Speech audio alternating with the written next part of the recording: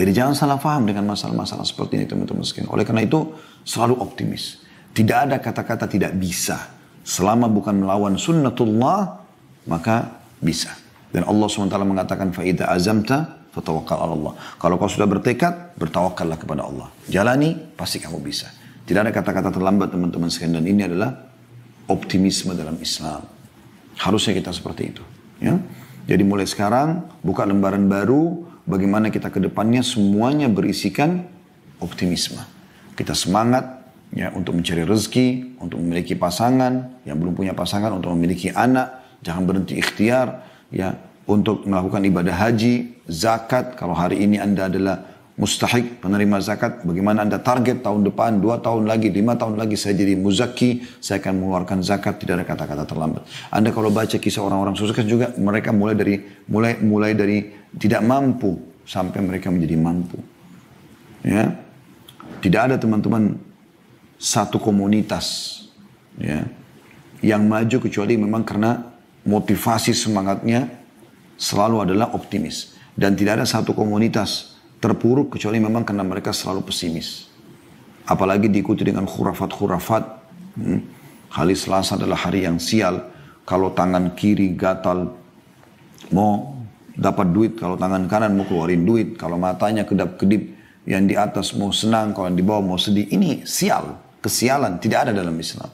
Akhi dan ukhti, tangan Anda gatal itu karena memang kebetulan gatal. Kalau setiap kali tangan kiri kita gatal, mau dapat duit, kita gatalin aja tiap hari. Tapi bukan seperti itu.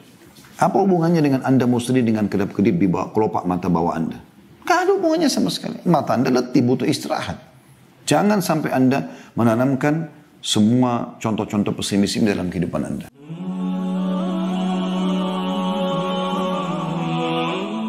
Judul kita teman-teman pada saat ini adalah optimisme.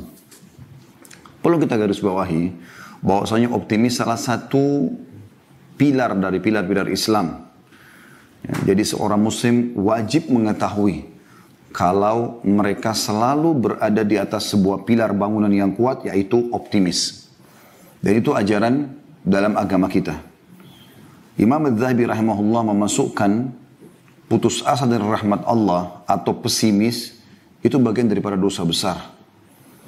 Allah subhanahu wa ta'ala rahmatnya sangat luas. Salah satu sifat Allah subhanahu wa ta'ala adalah rahmatnya mengalahkan murkahnya. Sebagaimana dijelaskan dalam hadis qudsi. Ya. Artinya Allah subhanahu wa ta'ala memberikan kesempatan kita agar selalu optimis. Sebesar apapun dosa yang kita lakukan, sebanyak apapun yang sudah kita langgar, selama kita ingin kembali, atau bahasa agama kita taubat di jalan Allah, Allah akan terima. Bahkan dalam hadis Bukhari dikatakan, Allah sangat gembira dengan taubat hamba-hambanya. Jadi ada penekanan tentang masalah pentingnya optimisme dalam Islam. Dan ini akan lebih panjang lebar kita bahas pada kesempatan ini insyaAllah. Di pembukaan ini teman-teman sekalian kita bisa merenungi sabda Nabi SAW. Beliau mengatakan, La adwa wa la tiyara wa yu'jibuni al-fa'al. Artinya, ketahuilah tidak ada penyakit yang menular sendiri dan tidak ada kesialan. Serta aku sangat menyukai al-fa'al. Al-fa'al itu kata-kata optimis. Ya. Jadi seperti biasa di teman-teman dokter itu atau medis, kalau orang lagi sakit, saya bisa sembuh nggak? Insya Allah bisa. Ya. Apapun selalu kita menghubungkan bisa. Selama bukan sesuatu yang melawan sunnatullah. Misal, kalau ada orang berharap malam dihilangkan sama sekali, itu keliru. Sunnatullah peraturan malam dan siang berpasang-pasangan. Atau berharap agar lawan jenis laki-laki atau perempuan hilang sama sekali. Ini juga tidak mungkin. Sunnatullah. Atau menghapus kematian. Ya. Atau kelahiran. Ya. Atau menentukan, mengatakan bahwasanya tidak mungkin orang ini akan mati pada hari dan menentukan misalnya itu takdir. Maka ini semua tidak mungkin. Tapi kalau sesuatu yang sifatnya manusiawi, sembuh dari penyakit, mengejar prestasi-prestasi dunia terbaik dari pendidikan, dari pekerjaan, ya, mengejar harta yang halal, pasangan yang baik, yang sempurna menurut kita, keturunan yang banyak, pakaian yang bagus, harta dan urusan dunia, maka itu kita dianjurkan agar optimis. Termasuk Kalau kita sudah melakukan pelanggaran-pelanggaran pun, kita diharapkan agar segera bertaubat dan kembali ke jalan Allah Subhanahu wa Ta'ala. Perhatikan sabda Nabi SAW di sini dikatakan, wala tiyarah, gak ada kesialan. Nah ini seringkali orang menghilangkan atau merobohkan pilar optimisme dalam hidupnya karena menganggap sial. Misal, mobilnya mogok tiba-tiba, sial nih mobil. Padahal sebenarnya tidak ada sial. Atau ada hari sial, ada waktu sial, ada tempat sial. Tidak ada dalam Islam semua itu. Semua di muka bumi ini teman-teman adalah tempat yang baik. Ya. Bahkan Nabi SAW mengatakan, Inna maju ilali ardhan masjidan wa tahura. Allah telah jadikan untukku bumi ini semuanya suci. Dasarnya. Dan bisa jadi masjid untuk sholat. Jadi tidak ada dikatakan tempat sial. Kalau ada orang pernah terbunuh di satu tempat, maka itu kasus dia terbunuh. Dan tidak ada namanya ruh gentayangan akan mengganggu orang di sana. Ini semua menghilangkan, merobohkan pilar optimisme. Sehingga orang tidak mau tinggal di sana. Orang merasa selalu diganggu. Padahal ini permainan syaitan.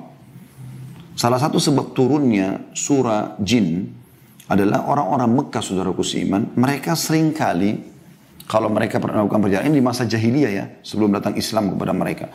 Mereka seringkali kalau melakukan perjalanan, kemudian mereka turun di sebuah lembah, mereka tancapkan kemah-kemah mereka untuk tinggal, maka tanpa ada sebab, tiba-tiba pemimpin kafilah itu, perjalanan itu, meminta bekal masing-masing dari orang yang ikut dalam kafilah perjalanan tadi. Kemudian dia datang ke tengah-tengah lembah, lalu dia berkata, wahai penjaga lembah, ini setengah bekal kami, ambillah, jangan ganggu kami. Maka Allah Subhanahu wa Ta'ala turunkan surah Jin, salah satu potongan ayatnya adalah fazaduhum rahaqa. Maka syaitan-syaitan yang ada di sekitar lembah itu makin mengerjai mereka. Jadi tidak ada teman-teman. Anda biar tidur di dekat kuburan, ya, di sekitar kuburan tidak ada masalah. Kuburan orang sudah mati. Mereka di alam barzah. Gak ada ceritanya kuburan bisa terbuka, pocongnya keluar, ganggu orang seperti sering digambarkan dalam film-film di Indonesia. Ini perusakan akidah. Tidak ada sama sekali. Siapa di antara kita sini teman-teman yang pernah kedatangan pocong kakeknya atau neneknya atau keluarganya? Tidak ada. Kalau memang mereka bisa datang, loncat-loncat ke rumah, ketuk pintu, minta makan, ngajak ngobrol, semua orang akan mengalami. Bahkan orang bisa berharap orang tuanya bisa datang kepada dia. Tapi memang tidak ada dalam Islam itu. Dan memang tidak ada faktanya. Tapi ini dilakukan oleh orang-orang yang memang tergoda oleh syaitan, akhirnya masuk ke dalam akidah atau coba merusak, menusuk akidah Islam. Tapi ini tidak mungkin insya Allah merusak akidah selama kita belajar yang benar.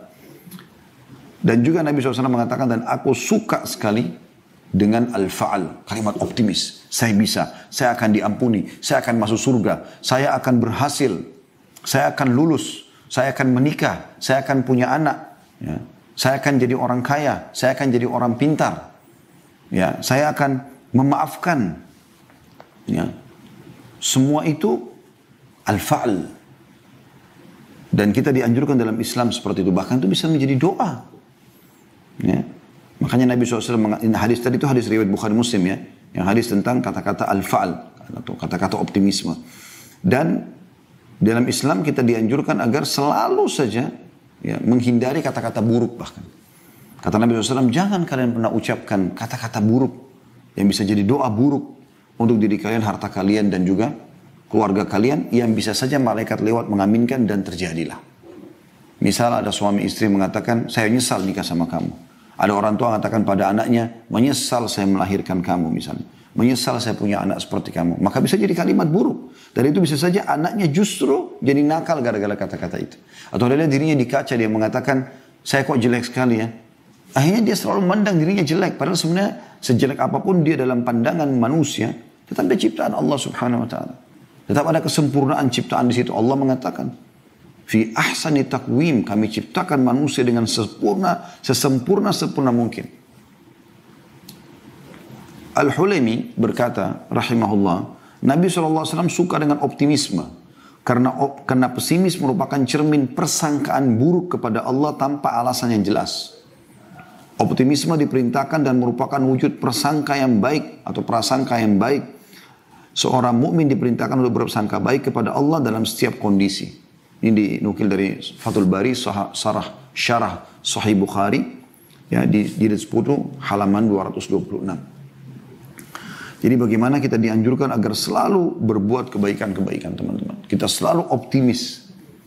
Jadi seburuk apapun masa lalu Anda, nggak ada hubungannya dengan Anda sekarang. Ya. Makanya ada satu judul ceramah, saya sarankan teman-teman mengikuti karena dalam 1 jam kita tidak mungkin menghabiskan semua materi. Tapi saya sarankan Anda coba pilih di playlist di YouTube kami, di Khalid Basalam Official, ada judul, Iya Inilah Aku Sekarang. Judul tablik akbar itu lebih dari 2 jam, ya mungkin hampir 3 jam materi itu di Makassar beberapa waktu yang lalu kami sempat adakan sebelum pandemi.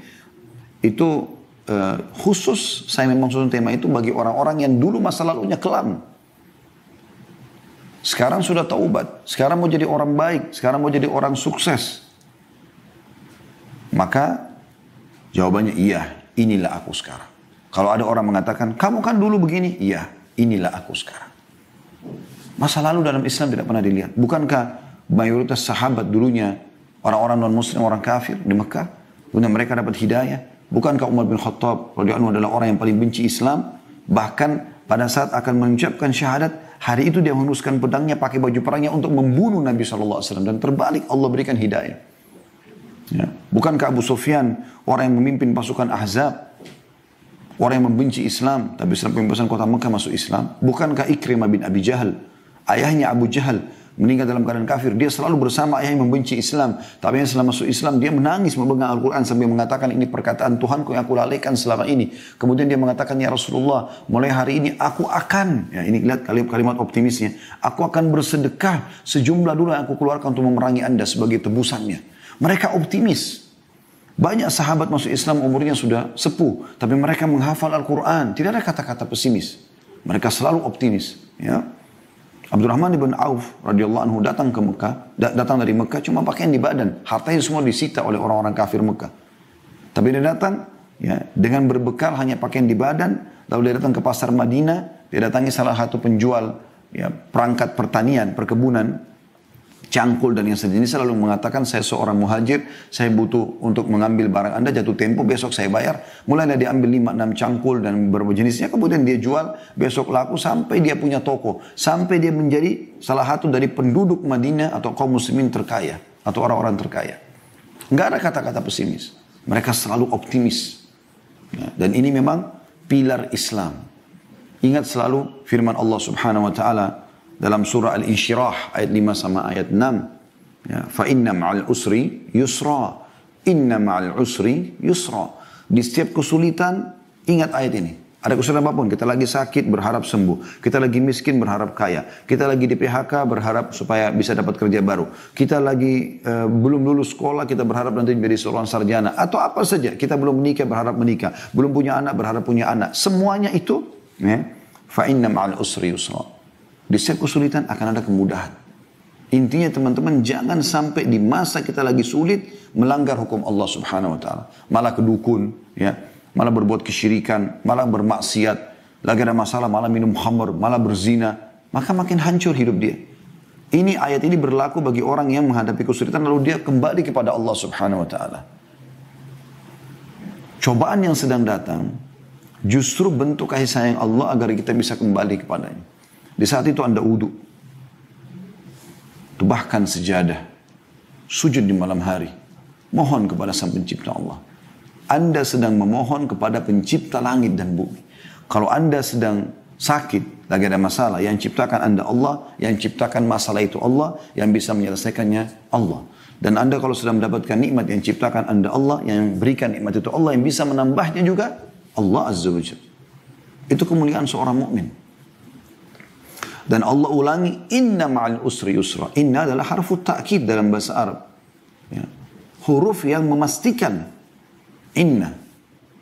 Dan saudara-saudaranya anna, lakinna semua sama. Tapi inna, Allah mengatakan pasti ma'al usri yusra. Di setiap usaha karena kemudahan. Asal anda kembali kepada Allah Subhanahu wa Ta'ala. Ya.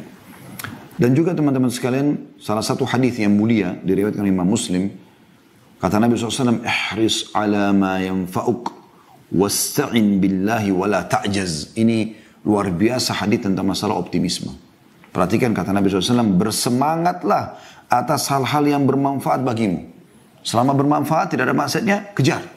prestasi tertinggi dalam pendidikan, dalam pekerjaan. Anda yang sedang kuliah, yang mengikuti acara kita lagi sekolah, kejar prestasi terbaik. Jangan bilang, oh saya nggak bisa seperti si fulan, dia selalu ranking 1, 7 arah 1, atau dia selalu mendapatkan nilai A+, saya tidak bisa, saya cuma bisa C. Ini ajiz namanya. Harus kita mengatakan bisa. Saya pada saat kuliah, saya coba terapkan metode ini dan berhasil. Saya merasa pada saat saya berkumpul dengan orang-orang yang malas, maka kita bisa terkena tampiasannya. Tapi kalau saya semangat duduk dan berteman sama orang-orang yang berhasil, maka saya seperti mereka. Saya seperti mereka. Dan alhamdulillah saya temukan itu. Ya, nilai-nilai yang tinggi pada saat sedang ujian, pada saat kuliah, kita dapatkan karena memang kita bersemangat untuk itu. Ya, kejar yang terbaik. Allah, Nabi SAW mengatakan, bersemangatlah atas hal yang bermanfaat bagimu. Dan minta tolonglah kepada Allah. Nah, ini jangan lupa. Karena kalau Allah tidak tolong, kita tidak akan mampu, gitu kan. Dan jangan kamu lemah, wala ta'jaz. Jangan putus asa, jangan pesimis. Ada juga hadis Nabi SAW yang mulia, kata Nabi SAW, kalau di tangan seseorang di antara kalian, ya, di tangan seseorang di antara kalian, itu ada bibit pohon, sementara dia tahu besok terjadi kiamat, maka tetap dia tancapkan. Luar biasa ya, motivasi dalam Islam. Kita sudah tahu kiamat besok, artinya hancur juga pohon itu nanti. Kita juga nggak ambil manfaat, tapi tetap dia tancapkan. Karena bagi seorang muslim, perbuatan baik apapun yang dia lakukan, maka akan ada pahala yang di sisi Allah SWT sampai di detik terakhir pada saat dia mau meninggal dunia. Seorang ulama bernama Abu Yusuf, rahimahullah, salah satu ulama madhab yang terkenal ya, dari madhab Hanafi. Beliau pada saat sudah mau meninggal, datang seorang temannya yang dia anggap ada ilmu lebih dari dia, lalu dia mengatakan, ajarkan kepada saya. Kata temannya, Anda sudah dalam sakit yang parah, ini mau menghadapi sakaratul maut. Dia mengatakan, saya meninggal dalam kondisi saya faham ilmu itu lebih saya cintai daripada saya meninggal dalam kondisi saya tidak tahu. Lalu temannya mengajarkan kepada dia dalil dia berusaha menghafal, dan ternyata apa yang terjadi teman-teman sekalian, dia menghafalnya, beberapa detik kemudian dia meninggal dunia. Begitu besarnya motivasi dalam Islam. Dan optimis setiap kali mengejar prestasi terbaik. Dan Anda diberikan lagi satu motivasi besar dalam Islam dalam masalah optimisme ini. Yaitu, kalau Anda sudah niatkan ternyata Anda belum melakukannya, asal Anda tulus karena Allah, Allah akan berikan pahalanya. Misal, kalau Anda mau tidur sholat malam, niat mau sholat malam. Ternyata kebablasan, bangunnya azan subuh. Di sini Anda akan diberikan oleh Allah Subhanahu wa taala pahala lengkap sholat malam. Karena kata Nabi SAW begitu. Man hamma bihasanatin walam ya'malha kutiba lahu hasanatun kamil. Siapa yang baru niat mau mengerjakan satu amal kebaikan, lalu dia kerjakan, siapa yang niat mengerjakan satu kebaikan, lalu dia belum sempat mengerjakan, dicatatkan baginya satu pahala. Fa'in amilaha, kalau dia sempat kerjakan, kutiba lahu asyru adhafiha. Kalau dia kerjakan akan dicatatkan baginya 10 kali lipat. Jadi kalau Anda bangun sholat malam, Anda akan dikasih 10 kali lipat. Karena sudah niat sebelumnya dan dikerjakan. Seperti itulah. Seperti sekarang Anda tidak punya harta untuk haji misalnya. Tapi Anda niat mau haji. Anda meninggal sebelum mengerjakan haji. Anda akan dapat pahala haji. Jihad, sedekah, bakti sama orang tua. Apa saja. Setiap kali Anda lihat perbuatan baik orang lakukan, Anda tidak mampu melakukan. Tapi Anda memang berniat, berazam, bertekad. Kalau Allah berikan kemudahan seperti orang itu saya akan lakukan. Maka Anda akan diberikan pahala yang sama. Begitu kata Nabi SAW dalam hadis. Ya, manusia ini 4. Ya, yang pertama adalah orang yang diberikan ilmu dan harta. Lalu dia habiskan keduanya di jalan Allah. Dia hartanya banyak, dia sedekahkan, dan dia juga punya ilmu agama, dia ajarkan. Kemudian datang golongan ini manusia terbaik. Semoga Allah SWT jadikan kita termasuk orang-orang ini. Yang kedua adalah orang yang Allah karuniai ilmu tanpa harta. Dia beragama pintar tapi miskin. Tapi dia, kata Nabi SAW, melihat orang yang pertama lalu dia mengatakan, andai saja Allah memberikan kepadaku seperti si fulan, maksudnya seperti orang yang pertama, saya punya juga harta, saya juga akan lakukan hal yang sama. Bangun masjid, rumah anak yatim, bantu orang susah, segala macam. Apa kata Nabi SAW? Fahuma fi ajri sawa. Maka mereka sama pahalanya. Bayangkan optimisme yang tinggi luar biasa dalam Islam. Kita biar tidak mampu bangun masjid, kita tidak mampu bantu janda-janda, anak yatim, kita tidak mampu membangun sebuah kota, apalah perbuatan-perbuatan, kita tidak mampu pergi haji, kita belum mampu beli umroh, kita pergi umroh, tidak mampu melakukan banyak hal ya dari kegiatan-kegiatan sosial, tapi kita bertekad dalam hati, kalau seandainya Allah berikan saya kesempatan, saya akan lakukan yang sama. Maka sama pahalanya dengan orang yang melakukan. Itu optimis, apalagi yang lebih jelas daripada ini. Dan kata Nabi SAW, golongan ketiga adalah orang yang Allah karuniakan kepadanya harta tanpa ilmu. Kaya tapi nggak tahu agama. Maka dia menghabiskan hartanya pada kemaksiatan.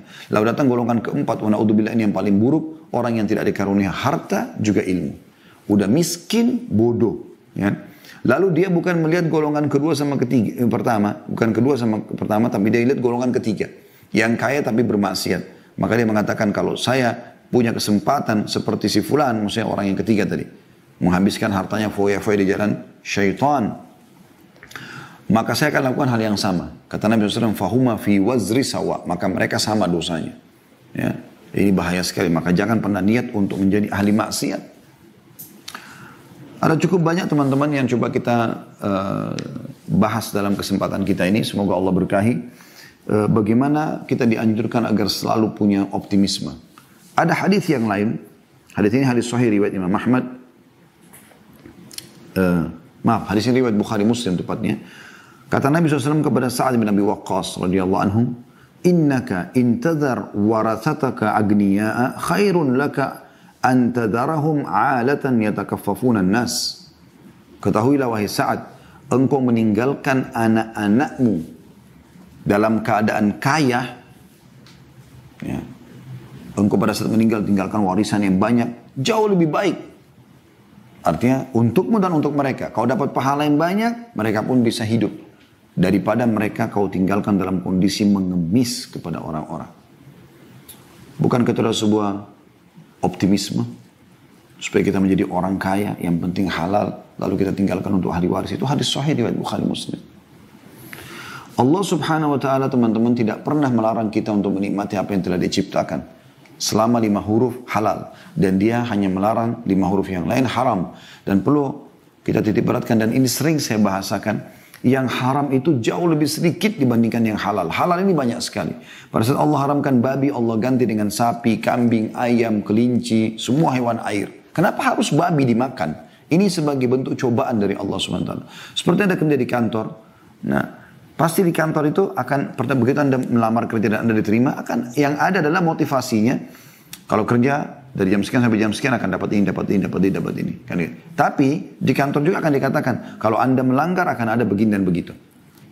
Tentu perusahaan tidak berharap Anda melanggar, berharap Anda berjalan. Nah, itu yang dimaksudkan. Ini cara memahami rasionalnya.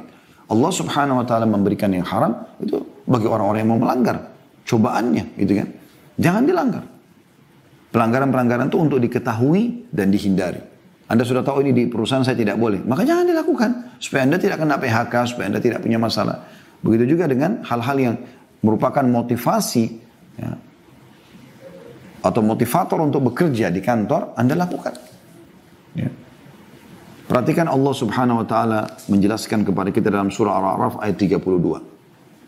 Surah Al-A'raf ayat 32. Anda bisa buka di aplikasi Al-Quran di handphone Anda, bunyinya a'udzubillahi minasyaitonirrajim. Sekali lagi, Al-A'raf ayat 32. Qul man harrama zinatallahi allati akhraja li'ibadihi wat-tayyibati minar rizq. Qul hiya lilladina amanu fil hayatid dunya khalisatan yaumal qiyamah. Katakan, hai Muhammad, siapa yang melarang, mengharamkan perhiasan-perhiasan yang telah Allah keluarkan untuk hamba-hambanya, dan tayyibat minar rizq, yang baik-baik dari rezeki, makanan yang sehat, makanan yang wangi, berkualitas, pakaian, minuman, pergaulan yang halal. Siapa yang mengharamkan semua itu? Allah suruh orang beriman untuk makan, minum, kulu washrabu, makanlah dan minum. Tapi Allah kasih kuncinya, halalan, yang halal, dan tayyib, yang berkualitas. Kalau orang beriman, teman-teman, tidak boleh makan, tidak boleh minum, nggak bisa biologis, maka mungkin kita susah hidupnya. Wajar orang menjadi kafir, tapi ini semuanya bisa, tapi dengan cara halal. Makan, minum yang halal, biologis yang halal, dengan cara menikah, gitu kan. Kata Allah Subhanahu wa taala, katakan hai Muhammad, itu untuk orang-orang beriman di dunia dan juga hanya untuk mereka di akhirat. Di dunia orang kafir masih dapat makan, minum dan segala macam. Tapi di akhirat orang beriman saja. Di dunia kita dapat kenikmatan selama kita menjalankan atau menikmati yang halal, menjalankan perintah dan menikmati yang halal, dan di akhirat kita juga akan dapat khusus buat kita saja. Orang kafir malah akan menuju ke api neraka. Wa na'udzubillah. Kemudian teman-teman sekalian, juga Allah Subhanahu wa taala menyebutkan dalam surah Al-Mulk ayat 15. Surah Al-Mulk ayat 15. A'udzu billahi minasyaitonir rajim. Huwa alladhi ja'ala lakumul arda dalulan famshu fi manakibiha wa kulu min rizqihi wa ilaihin nusyur. Dia yang telah menghamparkan bumi buat kalian, ya. Kalian bisa jalan di atasnya. Dan Allah mengatakan wa kulu min rizqi. Makanlah dari rezeki yang telah Allah siapkan. Makanan, minuman yang halal, makan, nikmati. Ya. Supaya kau bisa menjalankan kehidupanmu. Dan ketahuilah, kepadanya kalian akan dikembalikan. Juga Allah memerintahkan dalam surah Al-Jumu'ah ayat 10. Setiap habis sholat Jumat, apa yang Allah perintahkan buat umat Islam? Terutama kaum laki-laki yang punya kewajiban untuk mencari nafkah. A'udzu billahi minasyaitonir rajim. Fa idza qudiyatis shalatu fantashiru fil ardi wabtaghu min fadlillah. Wabtaghu min fadlillahi wadhkurullaha katsiran la'allakum tuflihun. Hai orang-orang beriman, kalau seandainya, ya, atau bila selesai, maaf saya ulangi, bila selesai mengerjakan sholat Jumat, maka menyebarlah kalian di muka bumi, ya, dan carilah dari karunia Allah. Suruh cari, fantashiru fil ard, menyebar di muka bumi. Wabtaghu min fadlillah, ya, cari rezeki itu dari karunia Allah. Dan berzikirlah kepada Allah dengan zikir yang banyak agar kalian termasuk orang-orang yang beriman, orang-orang yang beruntung. Disebutkan dalam sebuah hadis dari Nabi SAW, beliau mengatakan, ma'akala ahadun ta'aman khairan min an ya'kula min amali yadih. Ketahuilah, tidak ada sesuatu yang paling baik dikonsumsi oleh seseorang dibandingkan dari hasil kerja tangannya sendiri. Suruh bekerja. Agama Islam menyuruh penganutnya untuk bekerja, bergerak. Ya, agama ini agama bergerak. Ya. Dalam pepatah bahasa Arab dikatakan, taharrak fa inna fi harakati barakah. Bergeraklah karena di bergerak itu ada berkah. Nggak ada vakum, nggak ada pesimis dalam Islam. Ini kata Nabi SAW. Wa inna nabiyallahi Dawud kana ya'kul min amali yadih. Dan ketahui Nabi Allah Daud memakan dari hasil kerja tangannya. Ya. Juga disebutkan dalam sebuah riwayat bahwasanya kana Zakaria alaihissalam najjaran. Bahwasanya dalam riwayat Imam Muslim, ya, Nabi Zakaria adalah seorang tukang kayu, bekerja dan memakan dari hasilnya itu. Dikatakan juga anna Idris alaihissalam kana khayyatan yatasaddaq bi fadli kasbih. Nabi Idris alaihissalam adalah seorang tukang jahit dan beliau makan dari hasil jahitannya itu. Ya. Begitu juga sabda Nabi SAW yang luar biasa ini. Hadis sahih diriwayatkan Imam Bukhari. Saya selalu jadikan hadis ini juga sebagai motivasi agar saya selalu semangat bekerja, ya, berdakwah, bergerak, selalu optimis dalam kehidupan. Kata Nabi SAW, li'an ya'khudha ahadukum abhulah. Ketahuilah seseorang antara kalian mengambil potongan-potongan talinya. Thumma ya'til jabal. Kemudian dia mendatangi sebuah gunung atau bukit. Thumma ya'ti bihizmatin min hatabin fayabi'uha fayastagni bithamaniha.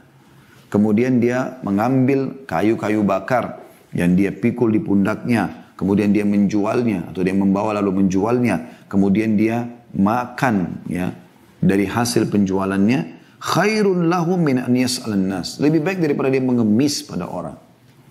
A'tuhu au mana'u. Baik mereka memberi atau mereka menolak. Ya, kita lihat di sini bagaimana Nabi SAW mengatakan, seseorang dari kalian kerja, ayo bergerak, ya. Bahkan pekerjaan yang paling gampang, ambil potongan-potongan tali, pergi ke hutan, ambil ranting-ranting yang sudah kering, lalu diikat, dijual di pasar, lalu hidup dari hasilnya, itu jauh lebih baik. Imam Ahmad rahimahullah, salah satu hal yang beliau lakukan, padahal beliau imam madhab yang masyhur. Beliau seringkali kalau butuh uang, maka beliau melakukan itu. Beliau pergi ke hutan, dan beliau ambil ranting-ranting, beliau pikul di pundaknya sendiri, lalu beliau jual di pasar Irak pada saat itu. Ya. Tepatnya di kota Baghdad, ya. Juga para sahabat Nabi, ridwanullah alaihim, mereka berdagang, bergerak, bekerja. Ya. Bahkan mereka sampai berdagang di laut-laut Romawi. Ya, sebagaimana disebutkan oleh Sa'id bin Musayyib rahimahullah, karena ashabu Rasulullah SAW yatjaruna fi bahri Rum. Bahwasanya seluruh sahabat Umayyah itu sahabat-sahabat Nabi yang saya kenal, mereka berdagang sampai ke laut-laut Romawi. Dan Umar bin Khattab berkata radhiyallahu anhu, "Ta'allamul mihna." Belajarlah keterampilan-keterampilan yang kalian bisa lakukan. Fa innahu yushiku an yahtaja ahadukum ila mihnati. Karena nanti akan bisa saja dia butuh dengan keterampilannya itu. Suruh. Tidak ada kata saya, sekarang tidak tahu tapi karena saya belajar jadi saya jadi tahu kan. Sekarang saya tidak tahu, atau hari ini saya tidak tahu, lalu saya belajar, besok saya jadi tahu, atau sebentar lagi saya akan tahu. Nggak ada kata malu teman-teman. Ini apa fungsinya, ini kenapa, ini apa. Kita tanya, belajar. Hari ini kita tidak tahu, untuk apa malu dengan orang. Tapi besok kita jadi tahu. Bahkan kita bisa mengajarkan orang-orang. Dinukil dari riwayat tentang seorang sahabat Nabi juga, sebuah riwayat tentang Abu Darda radhiyallahu anhu, bahwasanya beliau ya sering kali memasak. Ya, kemudian beliau sampai membuat kedua matanya mengeluarkan air mata dan beliau menjual makanan itu karena inginnya mendapatkan pendapatan biasa kayak kita sekarang buka restoran gitu ya. Aisyah juga berkata, karena Abu Bakar radhiyallahu anhu atjaru Quraisyin hatta dakhala fil imara. Ketahuilah bahwasanya Abu Bakar itu adalah ya, orang paling sukses dalam bisnis orang-orang Quraisy sampai beliau masuk ke pemerintahan.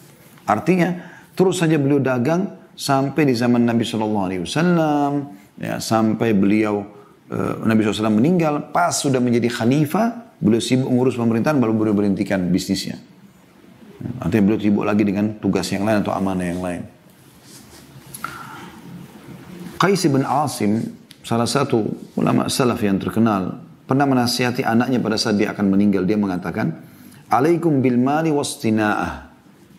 Kan harus mencari harta dan merawatnya, menjaga supaya dia terus berkembang. Fa innahu mambahatul karim, karena dia sumber kemuliaan. Wa yustagna bihi 'anil la'im, dan menyelamatkan diri dari kehinaan. Wa iyyakum wal mas'alah, dan jangan pernah mengemis, jangan pernah pesimis. Fa inna akhiru kasbar rajul, karena mengemis itu pendapatan terakhir. Kalau betul-betul sudah bangkrut, miskinnya luar biasa, baru orang terpaksa minta. Itu pun dalam Islam dia boleh minta hanya sebatas selama dia belum mampu. Dia kalau tidak minta sekarang makanan, dia akan mati pada hari itu. Apa boleh buat? Kalau tidak, nggak ada kata-kata minta dalam Islam. Nggak ada kata-kata mengemis. Dalam sebuah hadis kata Nabi SAW, saya membuka pintu iffah, kemuliaan. Dia kalau mau terima sesuatu, maka dia minta bayar dengan jasa dia, maka Allah bukakan pintu kekayaan. Dan siapa yang membuka pintu mengemis, maka Allah akan bukakan dia pintu kemiskinan. Sa'id bin Musayyib rahimahullah berkata, la khaira fi man la yatrubul mal. Gak ada kebaikan bagi orang yang tidak bekerja, mencari harta yang halal. Gak ada kebaikan padanya. Malas, pengangguran. Ya. Ini tidak baik. Kata beliau, yaqdi bihi daina. Dengan uang yang didapatkan dia bisa selesaikan utang-utangnya. Wa yasunu bihi 'irdah, dan dia menjaga kehormatannya. Orang kan muliakan dia. Orang kaya biar jelek tampangnya, kurang fisiknya, tapi karena dia punya harta orang hormati. Wa yaqdi bihi dhimamah, memenuhi kebutuhan-kebutuhannya. Wa in mata taraka mirasan liman ba'da, dan kalau dia mati dia akan mewariskan bagi orang yang datang setelahnya. Jadi manfaatnya besar sekali kan punya pendapatan itu. Ya, dan ingat teman-teman, innamal a'malu binniyat, semua sesuai dengan niatnya. Allah berikan Anda begitu. Sudahlah, saya cukup dengan ini, saya nggak usah lagi jadi sarjana, saya nggak usah lagi bekerja, saya nggak usah cari pekerjaan lain, saya tidak usah maju, tidak usah begini, tidak usah begitu, tidak usah berobat, ya, tidak usah ikhtiar. Ini semua Allah kasih dia seperti itu.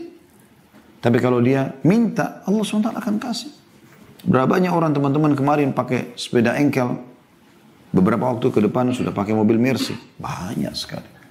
Berapa banyak orang tadinya dianggap sudah sakit parah, masih bisa sembuh.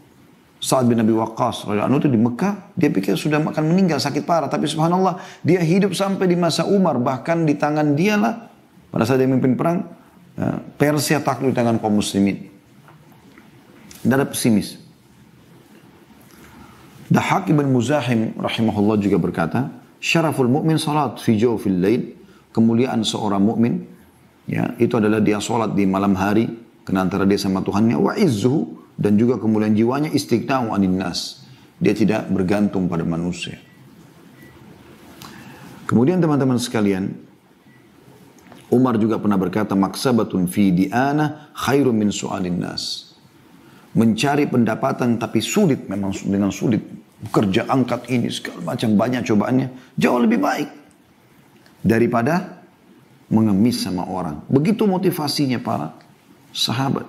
Ya, kalau Anda pernah dengar Luqman, tentu Anda harus tahu Luqman Al-Hakim rahimahullah. Salah satu orang yang disebutkan namanya dalam Al-Quran, dan akan disebutkan surah Luqman, ya, yang terkenal dengan wasiat-wasiat ya di situ ya. Nah, dia pernah mengatakan dalam sebuah wasiat kepada anaknya, ya bunayya, wahai anakku, istagni bil kasbil halal. Cari pendapatan halal itu. Kejar prestasi, kau bekerja, berbisnis, apa saja. Fa inna maftakar ahadun illa asabathu ihda thalathu khisal. Tidak ada orang yang berhenti bekerja kecuali dia akan kena satu dari 3 masalah. Rikkatun fi dini, lemah agamanya.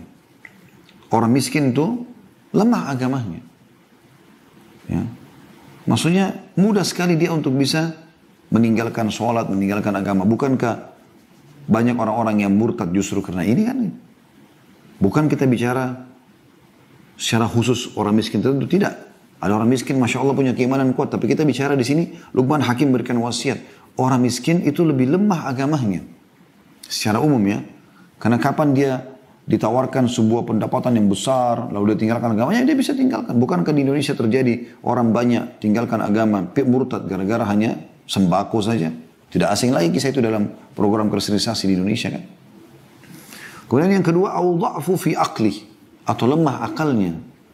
Kalau orang tidak mau bekerja, vakum, malas, pengangguran, maka lemah akalnya. Dia nggak biasa berpikir untuk mengembangkan potensi yang ada dalam dirinya. Kita ini punya potensi besar sekali teman-teman. Potensi kita yang Allah berikan luar biasa, dari akal kita ini banyak yang bisa kita lakukan. Nah, akalnya jadi lemah kalau dia tidak bekerja.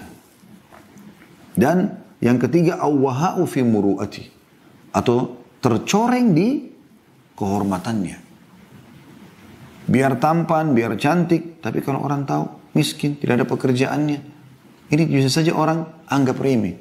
Kita tidak bicara teman-teman orang yang sedang di PHK, kita tidak bicara teman-teman orang yang bekerja, orang yang berusaha cari kerja tapi belum dapat, bukan itu. Tapi kita bicara orang yang malas memang, yang pengangguran ini, yang tidak mau. Ada orang begitu kan, nongkrong di pinggir jalan dari pagi sampai malam, ngobrol itu saja. Minum segelas kopi dari pagi sampai buang waktu. Ya, sayang sekali.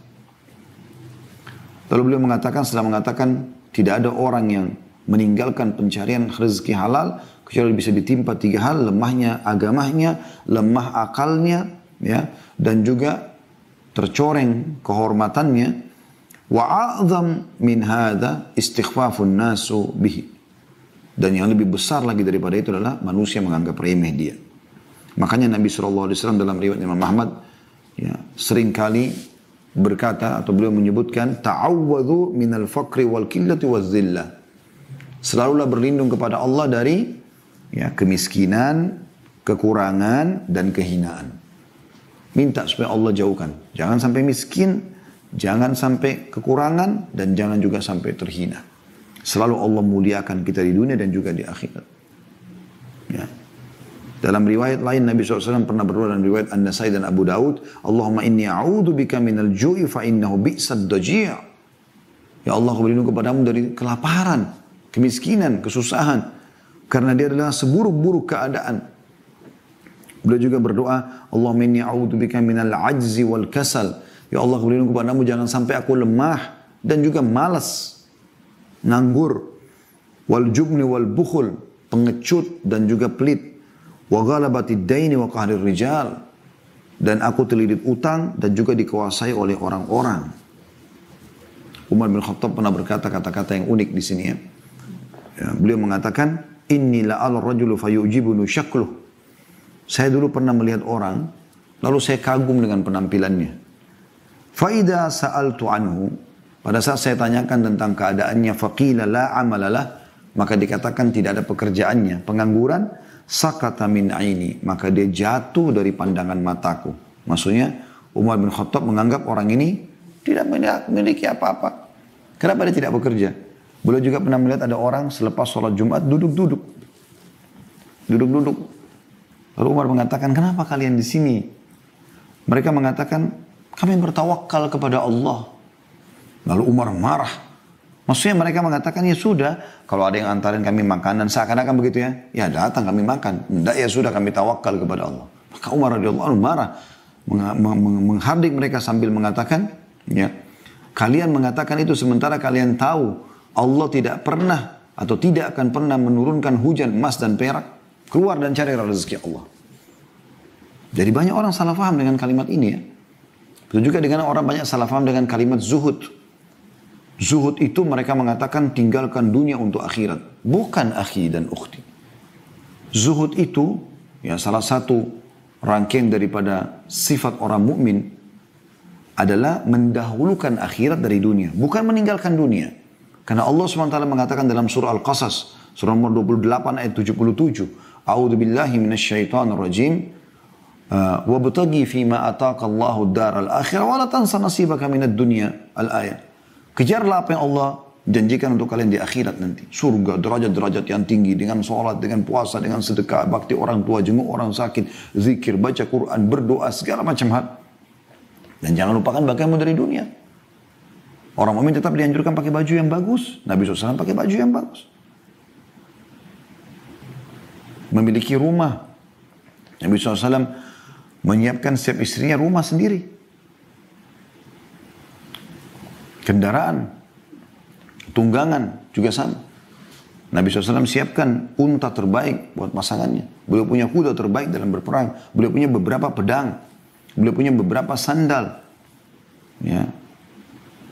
Nabi SAW punya beberapa baju. Dan bagus. Bukan yang kumuh. Jadi jangan salah faham dengan masalah-masalah seperti ini teman-teman sekalian. Oleh karena itu selalu optimis. Tidak ada kata-kata tidak bisa. Selama bukan melawan sunnatullah, maka bisa. Dan Allah SWT mengatakan, فَإِذَا أَزَمْتَ فَتَوَكَّلْ عَلَى اللَّهِ. Kalau kau sudah bertekad, bertawakallah kepada Allah. Jalani, pasti kamu bisa. Tidak ada kata-kata terlambat teman-teman sekalian. Dan ini adalah optimisme dalam Islam. Harusnya kita seperti itu. Ya? Jadi mulai sekarang, buka lembaran baru, bagaimana kita ke depannya semuanya berisikan optimisme. Kita semangat, ya, untuk mencari rezeki, untuk memiliki pasangan, yang belum punya pasangan, untuk memiliki anak, jangan berhenti ikhtiar, ya, untuk melakukan ibadah haji, zakat, kalau hari ini Anda adalah mustahik penerima zakat, bagaimana Anda target tahun depan, 2 tahun lagi, 5 tahun lagi saya jadi muzaki, saya akan mengeluarkan zakat, tidak ada kata-kata terlambat. Anda kalau baca kisah orang-orang sukses juga, mereka mulai dari tidak mampu, sampai mereka menjadi mampu.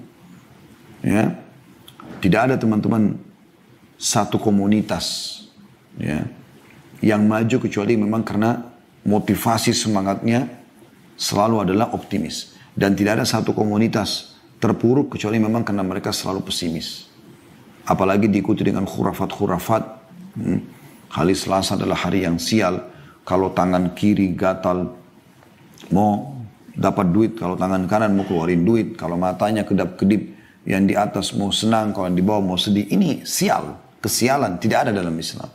Akhi dan ukhti, tangan Anda gatal itu karena memang kebetulan gatal. Kalau setiap kali tangan kiri kita gatal, mau dapat duit, kita gatalin aja tiap hari. Tapi bukan seperti itu. Apa hubungannya dengan Anda mau sedih dengan kedap-kedip di bawah kelopak mata bawah Anda? Gak ada hubungannya sama sekali. Mata Anda letih, butuh istirahat. Jangan sampai Anda menanamkan semua contoh-contoh pesimis dalam kehidupan Anda. Allahu a'lam. Ini yang saya bisa sampaikan insya Allah.